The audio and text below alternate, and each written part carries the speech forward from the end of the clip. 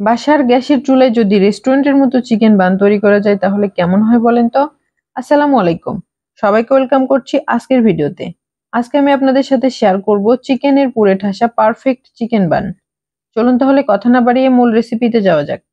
প্রথমে একটি মিক্সিং বোলে 3/4 কাপ অর্থাৎ 1 কাপের 4 ভাগের 3 ভাগ কুসুম গরম পানি নিয়ে নিব।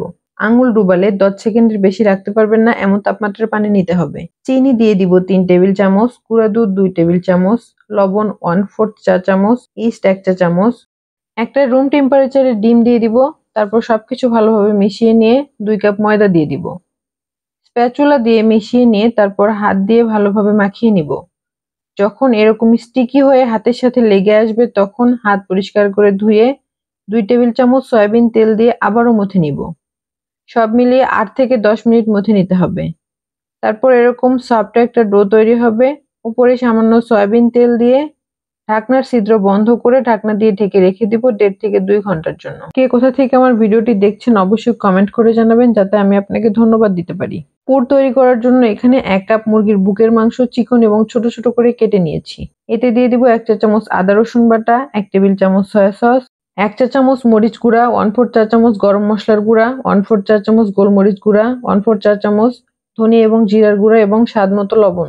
সবগুলো মশলা দিয়ে হাত দিয়ে ভালোভাবে মাখিয়ে চলে যাব চুলায়। চুলায় একটা প্যান বসিয়ে 2 টেবিল চামচ তেল দিয়ে দিব। তেল গরম হলে হাফ কাপ পেঁয়াজ কুচি দিয়ে হালকা লাল হওয়া পর্যন্ত ভেজে নিয়ে মাখিয়ে রাখা চিকেন দিয়ে দিব। মিডিয়াম টু হাই হিটে চিকেন 5 মিনিট নেড়েচেড়ে ভেজে নিব। 1 টেবিল চামচ ময়দা এবং 1 টেবিল চামচ গুঁড়া দুধ দিয়ে মিনিট খানেক ভেজে নিয়ে 1 কাপ পানি দিয়ে দিব। এখানে গুঁড়া দুধ এবং পানির পরিবর্তে 1 কাপ লিকুইড দুধ দিতে পারেন। তারপর নেড়েচেড়ে মিশিয়ে নিব। ময়দা দেওয়ার কারণে একটু পর ঘন হতে শুরু করবে। এ সময় চুলা লো রেখে অনবরত নাড়াচাড়া করতে হবে, তাছাড়া নিচে লেগে যেতে পারে। যখন এরকম ঘন হয়ে আসবে তখন দিয়ে দিব 1 টেবিল চামচ টমেটো সস এবং 1 টেবিল চামচ মেয়োনিজ। সবকিছু একত্রে মিশিয়ে নিয়ে 1 চা চামচ চিনি দিয়ে দিব। চাইলে চিনিটা স্কিপ করতে পারেন। এরই মাঝে চিকেনের পুর রেডি হয়ে গেল। এখন ঠান্ডা হতে দিব। বানগুলো বেক করার জন্য একটা স্টিলের ট্রে নিয়েছি। ট্রেতে সামান্য তেল ব্রাশ করে নিব। এদিকে 2 ঘন্টা পর আমার ডো ফুলে ঢাকনা পর্যন্ত হয়ে গিয়েছে। ঢাকনা উঠিয়ে হাত দিয়ে চেপে বাতাস বের করে দিব। এভাবে ফুলে উঠলেই বুঝবেন আপনার ইস্ট অ্যাক্টিভ হয়েছে। এখন বানের সাইজ অনুযায়ী ভাগ করে নিব।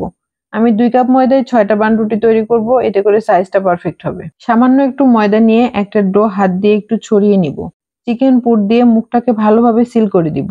এই কাজটা দেখে বুঝে নিতে হবে, খেয়াল রাখতে হবে চিকেন পুর যেন কোনো দিকে বের হয়ে না থাকে। ভালোভাবে মুখটা সিল করে গোল শেপ দিয়ে ট্রেতে বসিয়ে দিব। একইভাবে সবগুলো বানিয়ে নিব।